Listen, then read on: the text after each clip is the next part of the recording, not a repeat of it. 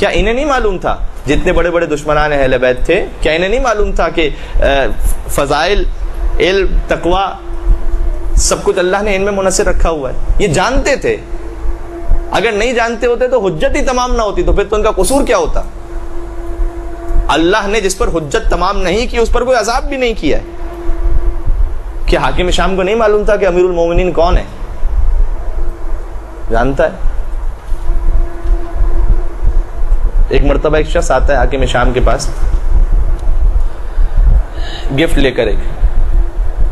اس نے گفٹ دیا کہ حضور آپ کے لیے.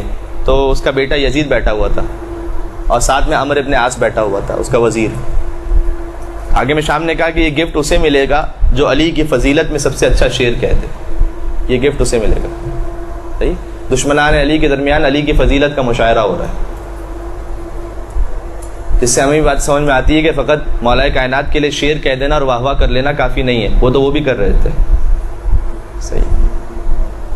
تو کیا وہ جانتے نہیں تھے؟ کیا جانتے. امیر المومنین کے لیے اس نے کہا کہ جو علی کے بارے میں سب سے اچھا شعر کہے گا اسے یہ ملے گا. تو حاکم شام خود بادشاہ تھا، اس کی باری سب سے پہلے آئی. اس نے کہا کہ خیر الورا من بعد احمد حیدر الناس ارض والوسیع سماء. انسانوں میں احمد کے بعد جو سب سے بہتر ہے وہ حیدر ہے. الناس ارض والوسیع سماء.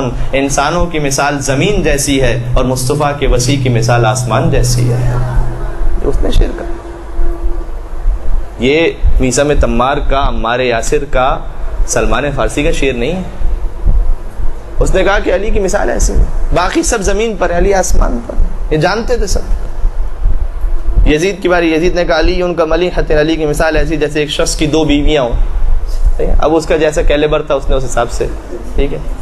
البتہ شعر کو شاید آپ زیادہ بہتر سمجھ پائیں گی، اس لیے کہ اس میں جس نے آگے بات کی کہ شخص کی اگر 2 بیویاں ہوں تو آپس میں ہمیشہ حسد رہے گا، ان کے درمیان کبھی محبت نہیں ہو سکتی.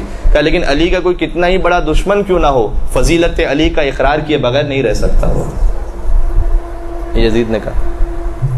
جب یزید کہہ چکا تو عمر ابن عاص نے ان دونوں کو دیکھ کر مسکراتا ہے اور کہتا ہے کہ هذا الذي شهد العدو بفضله والفضل ما شهدت به الاعداء. علی کی فضیلت کے لیے اتنا ہی کافی ہے کہ خدا دشمنان علی کی زبانی علی کے فضائل جاری کروا دیا کرتا ہے.